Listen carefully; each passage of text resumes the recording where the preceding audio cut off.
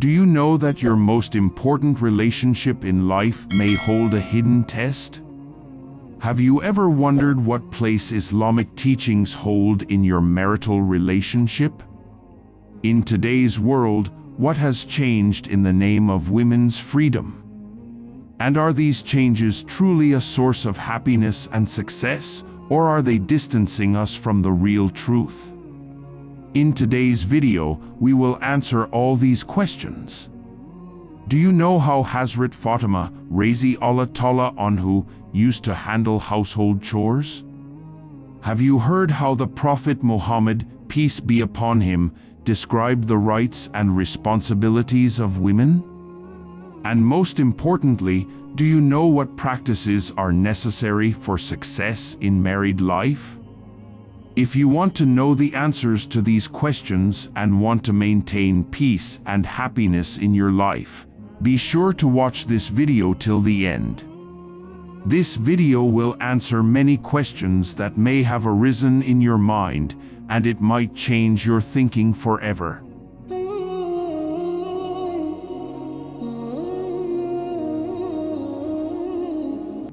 My dear brothers and sisters, the Sunnah of the Prophet Muhammad, peace be upon him, is to direct everyone towards their responsibilities.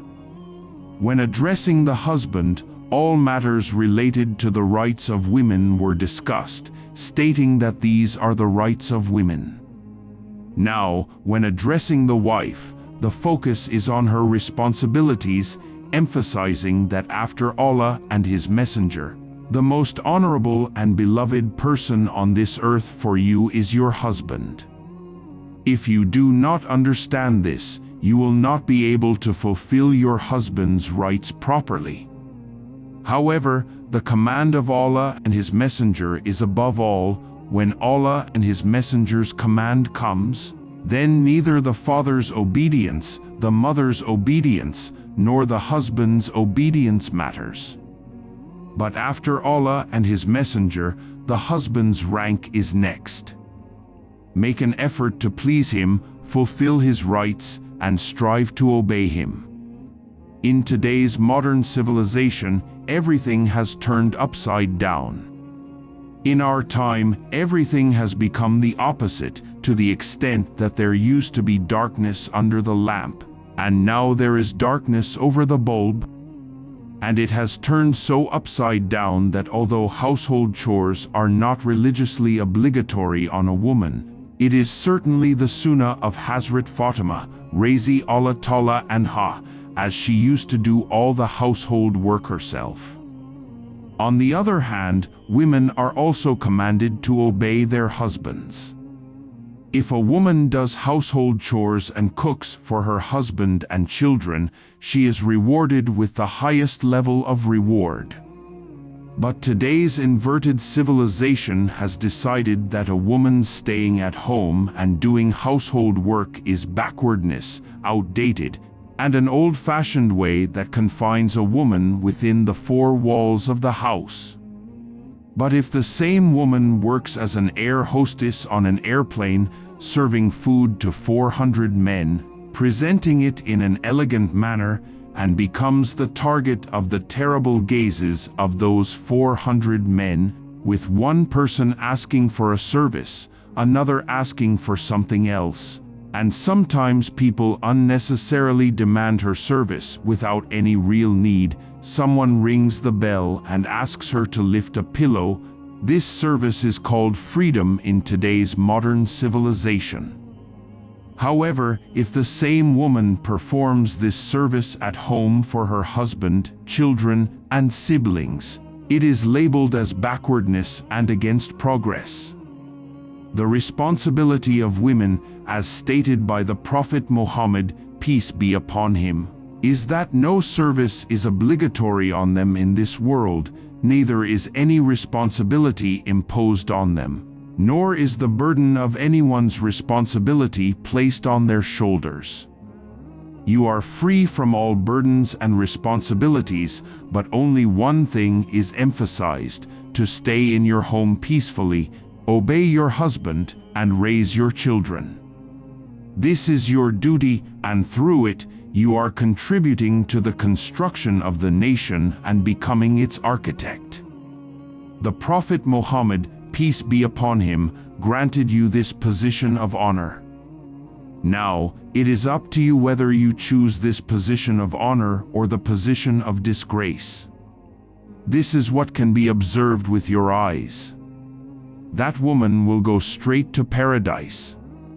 Hazrat Fatimah, Razi Allah Ta'ala Anha, narrates that the Messenger of Allah, peace be upon him, said, "If a woman dies in a state where her husband is pleased with her, she will go straight to paradise."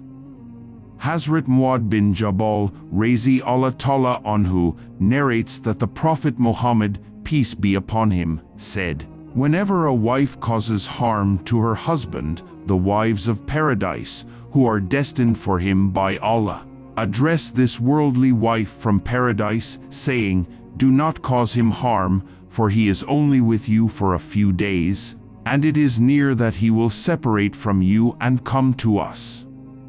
This statement of the Prophet Muhammad, PBUH, is directed at a wife with a problematic nature, reminding her that causing harm to her husband in this world does not affect him much because, in this world, you can cause him harm as you wish.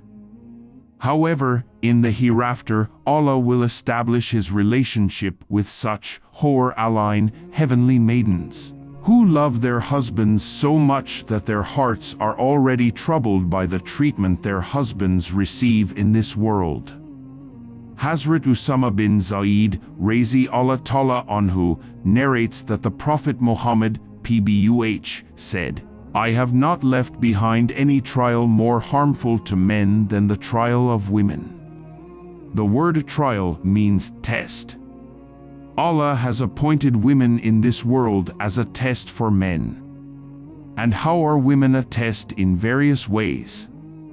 This test is also illustrated by what happened with Prophet Joseph, as that is, the nature of men has been created with an inclination towards women.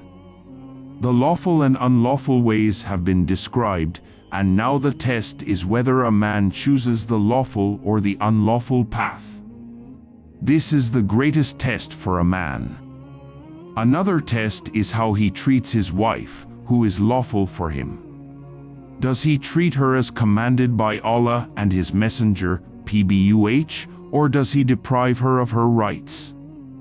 A third test is whether the man becomes so engrossed in his love for his wife and in fulfilling her rights, that he neglects the commands of religion. He has heard that a husband should make his wife happy and treat her well, but now he is pleasing her even in unlawful and forbidden matters and not providing her with proper religious education. This is also a test because a man has to maintain a balance between both aspects. On one side, love demands that he does not restrict his wife, and on the other side, religion demands that he restrains her from unlawful actions. There is no limit to these tests, and only by the grace of Allah can one pass through these tests successfully, fulfilling the rights, taking care of her education and training, looking after her well-being, and avoiding forbidden acts. Considering all these aspects is only possible through Allah's special guidance. Therefore, the Prophet Muhammad taught a prayer, which is one of his authentic prayers. O Allah, I seek refuge in you from the trial of women. This prayer indicates that succeeding in this trial and being successful is not possible without Allah's special help. Hence, one should constantly turn to Allah, saying, O Allah, make me succeed in this trial and protect me from making mistakes, slipping, and falling into error. Therefore, it is important to include this authentic prayer in your daily prayers.